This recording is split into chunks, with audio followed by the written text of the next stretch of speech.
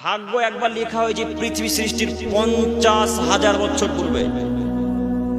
আর একবার ভাগ্য লেখা হয়েছে যখন আপনি আপনার মায়ের পেটে 43 মানে 4 মাসে যেদিন ছিলেন সেদিন আবার আল্লাহ তাআলা ফেরেশতার মাধ্যমে ভাগ্য লিখেছেন।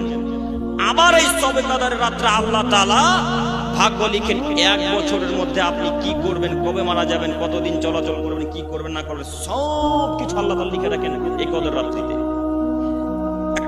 একটু আমার দিকে তাকান।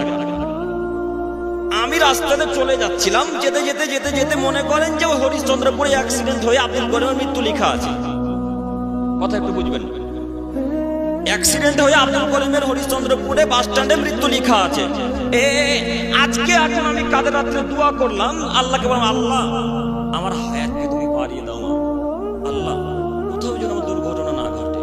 আল্লাহ তুমি তো রহমান, তুমি তো রহিম, তুমি তো সবকিছু দিনে বলা, আল্লাহ তুমি তো গফুরুর রহিম। আল্লাহ আমার